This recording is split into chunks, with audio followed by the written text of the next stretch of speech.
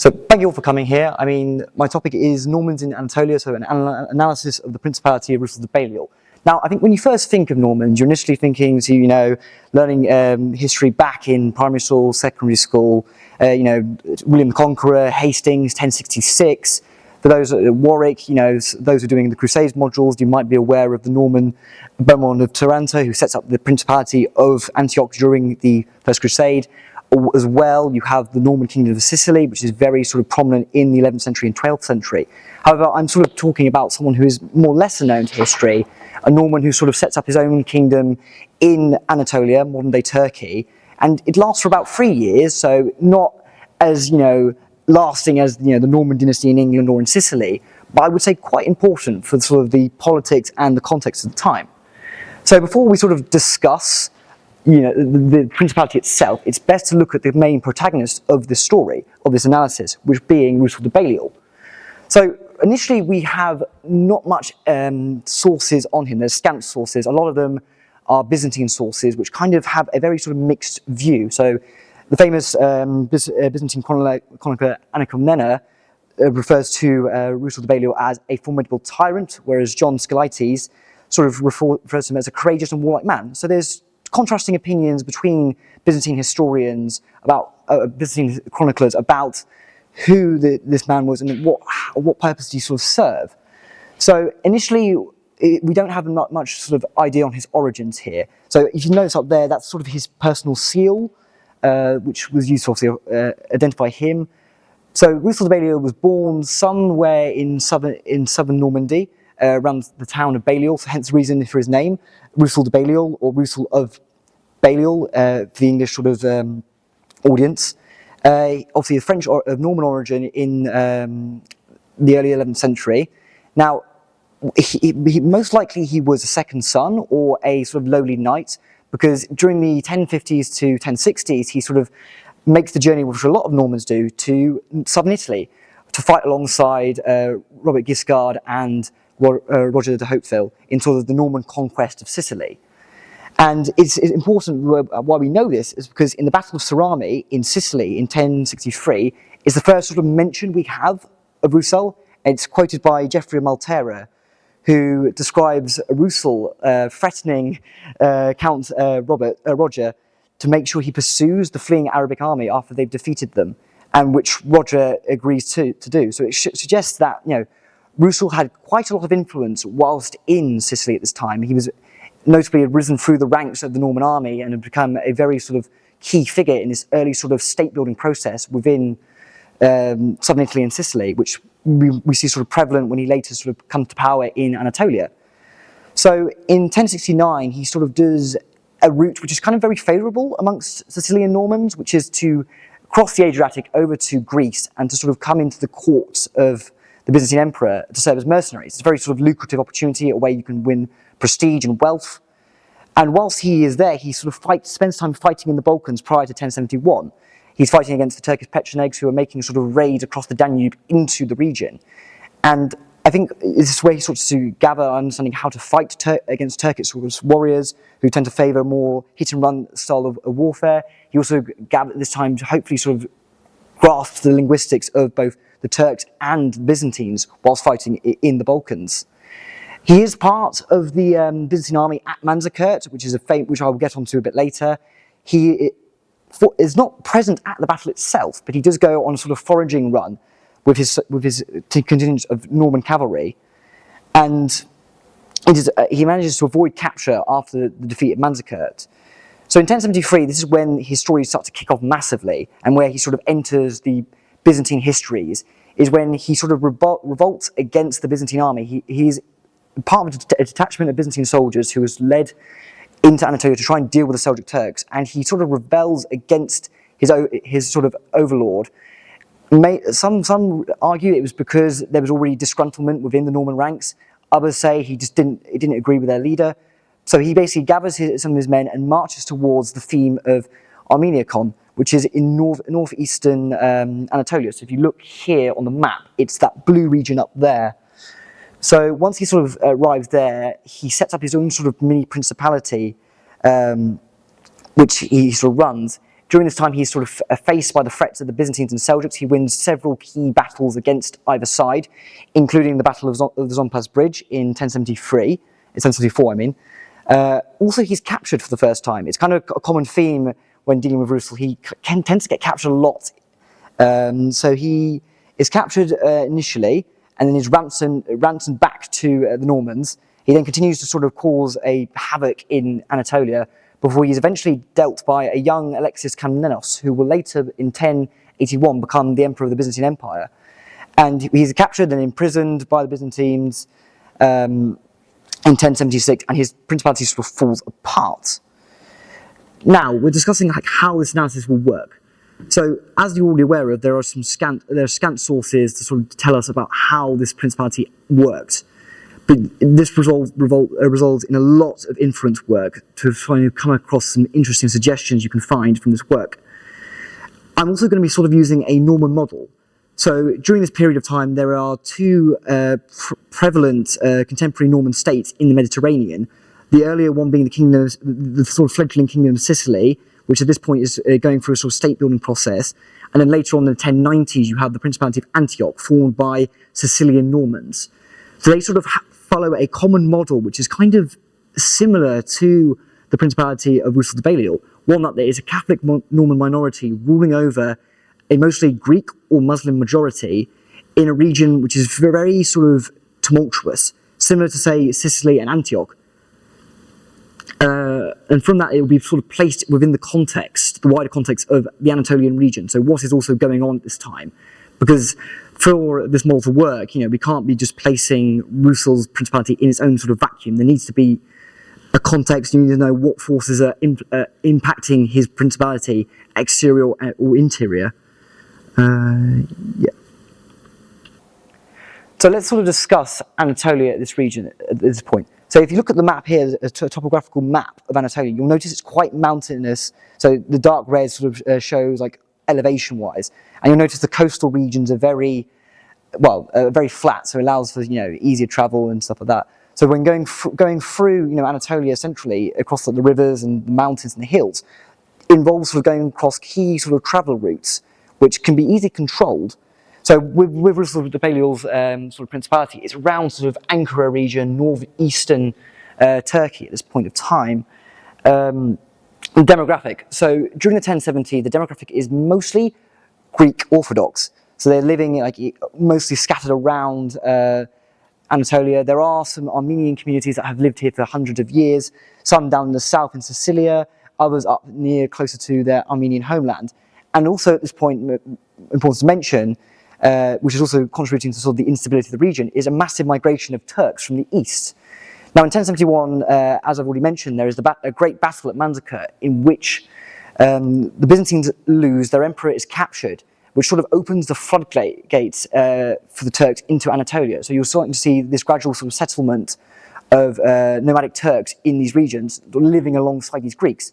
And once Alparslan, the Seljuk Sultanate, releases Romanus IV, the Byzantine emperor, he is promptly blinded by his own people, and then there's a military coup, which then results in the region becoming more destabilized, more sort of tumultuous, which then sort of is the environment which Roussel de Bailleul is coming into. Because there are already sort of rebellions occurring across the empire. There's also Norman raid into the west across like sort of the Adriatic coast. But the Byzantine Empire is in a real sort of spot of bother at the moment, and it's kind of very trying to deal with the issues it's dealing with. Let me quickly. So we're going to first talk about sort of the politics of the region. So as I've mentioned, Roussel de Bailleul sort of establishes himself in the theme of Armeniacon, which is a very sort of large realm. If you look up there, it's centered mainly around its sort of capital, Amasya, as well as key cities like Ankara to the west. And it's sort of in a good position because it acts as sort of a junction for massive trade routes coming in from the west to the east. Now, with this sort of large territory, he's kind of positioned himself in a rock and a hard place here. Because to his west, he has the Byzantines, who are not so happy with him rebelling against them and forsaking his mercenary contract. And then you also have, to the east, the growing Seljuk Turks, who were very sort of on the front foot after Manzikert. So you have instances like similarities between Sicily, is that Roussel establishes his own sort of territory, so that being around Anatolia and Ankara, but also sort of it's likely he delegated some of this land, like smaller villages, frontier posts, to his subordinates.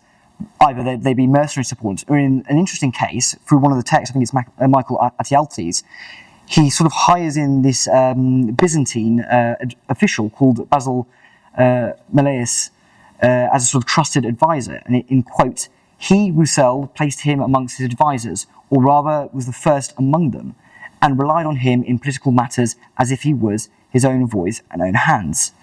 So this sort of suggests that, although being sort of a warlike soldier, Roussel sort of understood that there was a need to be pragmatic in this instance. So by sort of hiring in local officials who knew how to administer this region, and sort of sticking with the old sort of traditions, he could maintain sort of an easy balance where he could defend his realm from external threats, whilst not having to deal with internal issues within his realm. You also see, like, especially with a fledgling kingdom like this, there's a point where you need to sort of show your strength, flex your muscles in the instance.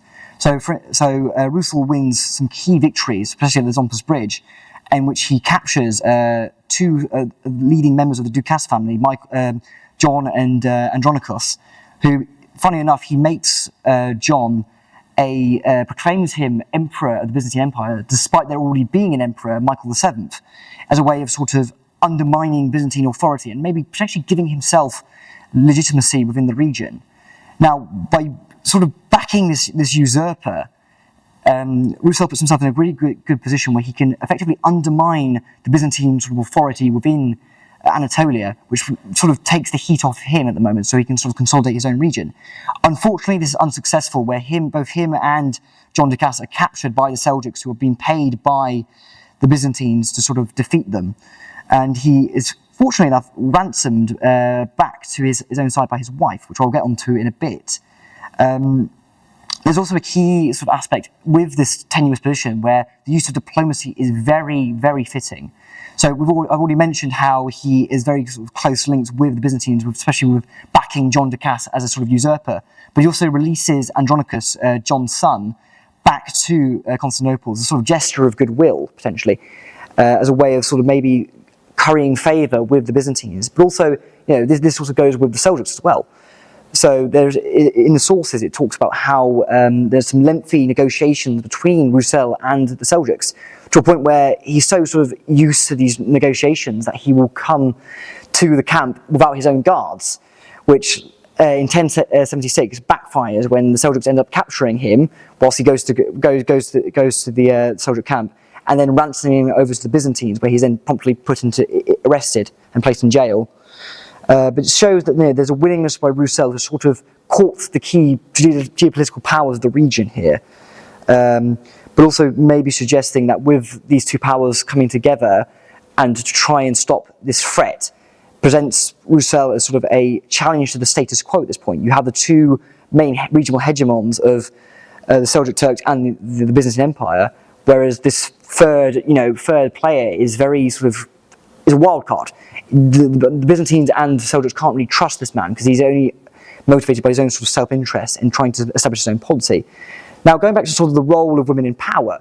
Now, when he is ransomed, his wife actually accumulates quite a sizable fund to purchase him back from the Turks, to prevent him falling into the hands of the Byzantines. This is the first time he's imprisoned, and it sort of suggests that Norman women, especially those Norman noble women, had a considerable amount of agency within these matters, how they could sort of manage the realm whilst her husband's out there fighting or getting captured, and it shows a level of trust between the two.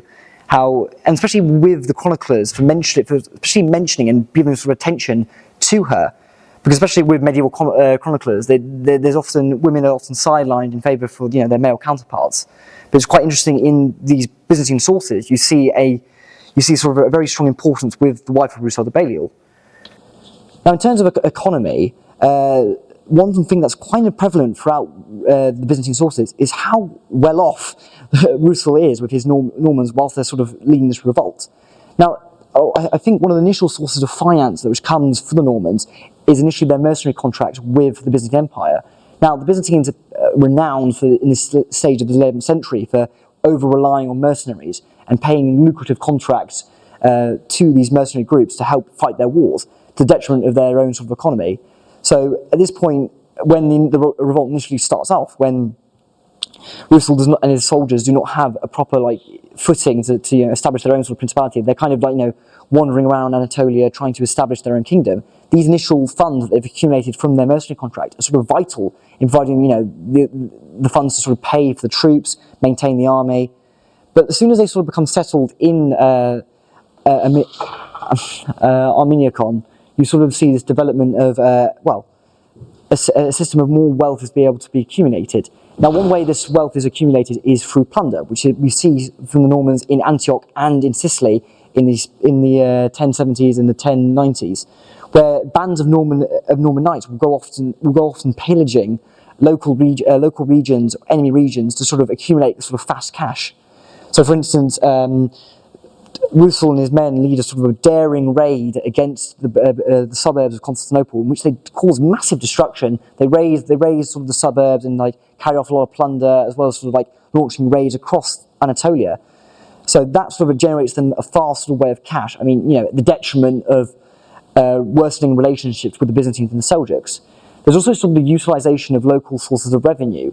So, for instance, Roussel sort of inherits a very sort of efficient system of tax collection from the Byzantines, where he's able to sort of send local officials to go to these villages and remote areas to sort of raise money through rents and taxation, which provides sort of a steady income flowing into sort of Roussel's coffers. And also, I mentioned previously how his theme, especially the city of Amasya, which is sort of his main base of operations, is sort of at a juncture of major trade routes through Anatolia. So effectively, the Normans become toll keepers, where they will basically establish sort of points where travellers have to go through. They have to pay tolls to go through these routes, which allows the Normans to sort of rake in a lot of wealth from taxing these traders coming through. And obviously, there's the importance of ransom. We've seen obviously Roussel being able to be ransomed back, but also through these raids, they acquire captives who can then be sort of sold back to the Seljuks and the Byzantines for quite a considerable fee. Okay. So society and religion. So at this point, as I mentioned, demographic-wise, most of it is Greek Orthodox. There are Muslim Turks entering the region from the east, and they're starting to make these little settlements sort of sporadically across Anatolia. And the Normans are very sort of different to say their more zealous Western European counterparts, where they kind of let the Greeks and the Muslim Turks sort of get on with their own thing. Especially with Roussel and his men, they're in a very precarious situation anyway, dealing with massive external pressures of both Seljuks and Byzantines. Last thing they want to is irritate the local populace to sort of revolt against them. So they kind of allow things to occur as they would under the Byzantines. So local religion is still practiced as it is. The Normans sort of have this sort of serenity over these local villages and communities. They're kind of left to their own devices, but often have to pay the Normans lip service. And this is surprisingly popular amongst the locals. There's a very interesting mention with Anaximenon's source, where when Alexius is going to sort of raise up ransom to pay for Roussel, who's at this point has been imprisoned by the Turks for the second time, the local population of Amasya sort of riot against him when he's trying to sort of collect it, showing that there was a level of respect the locals had for Roussel de Bailleul, despite him being a Norman outsider, which kind of suggests that during this term of upheaval and turmoil, with the Normans sort of brought a stability to this region. They were able to sort of protect the people from raiding Seljuk warbands or advancing Byzantine soldiers, and it kind of suggests that the populations believe that they were better suited to protecting them than, say, the Byzantines, who they've historically been their lieges for centuries. Yeah, cool. So what can we conclude from this? So by the utilisation of the Norman model within sort of the Anatolian context, we sort of reveal a very, very interesting array of things. We see a sort of pariah state with incredible synergy amongst its sort of diverse denizens, where Norman, Turk, and Greek are sort of able to sort of cooperate in this very sort of diverse situation, which is very sort of, uncommon for the medieval period at this time. You're seeing a very sort of thriving economy cultivated during a period of turmoil, with various ways of accumulating income, some more successful than others. And also as a society that is fostering sort of cooperation here, along with sort of a local autonomy given to those at the lowest of society. And yet, there's always an interesting sort of understanding. When I first started researching about this particular state, there was the questions of whether this is potentially a proto-Crusader state. But the more I read into it, the more I see this is not really motivated by religion. You notice how with the local communities, religion is able to sort of people keep their own sort of religious customs here. So what I see is definitely sort of more of Roussel's own sort of private enterprise he's pushing, his own sort of private fief, rather than a Crusader kingdom that he's sort of carving out, which we won't see until the 1090s. But yeah, that was my presentation on Roussel de Bailleul's Principality of Antioch, and here's the bibliography here, just so in case you need to fact check me or citation check me. Thank you so much.